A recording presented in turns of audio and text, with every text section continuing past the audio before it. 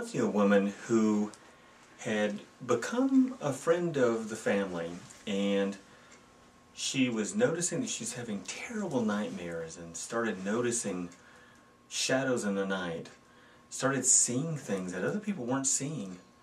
And there for a while it seemed that she was thinking that she was losing all touch with reality.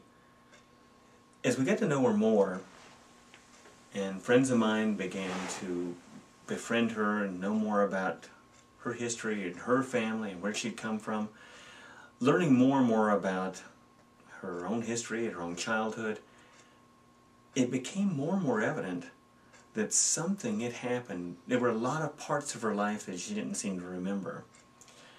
And then something really, really important happened in her life that was a bit of a blessing, but a very scary thing at the same time. She went to the funeral of her uncle, and it was there the nightmares started increasing, a very strong sense of dread, of fear, a sense that maybe she was dying or losing control of her sanity, of her memory, of her sense of who she was. She really believed that in some ways she was becoming a person of the waking dead. She had tremendous terror, especially at night, and in certain situations when she went to certain places. And then she started recalling over and over again images of her uncle.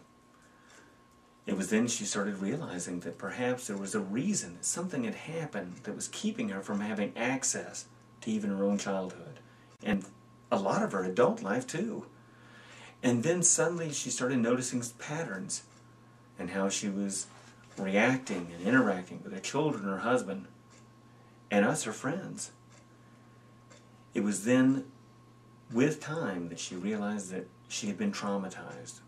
And in her case, that had been a series of assaults and abuses of various kinds, physical and sexual, and what some people call emotional.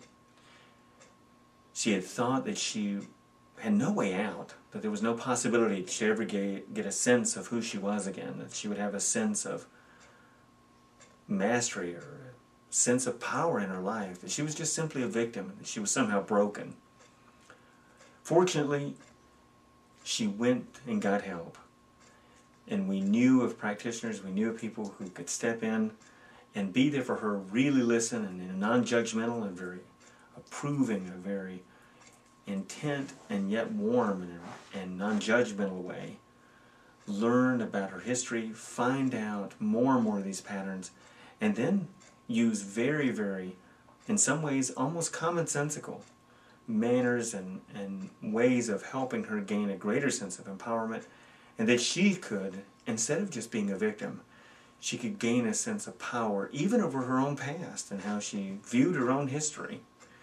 Here at Psychological Health and Wellness, we specialize in working with these kinds of situations and these kinds of experiences.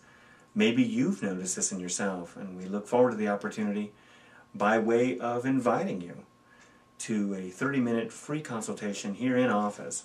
And you can arrange that appointment with our online scheduling program, or by calling us, or by email. We look forward to getting to know ways to help you unlock yourself from these very frightening and very confusing patterns and memories that don't sometimes make sense. You may question yourself. We look forward to an opportunity to help you get free of that and to gain a sense of power over your life again.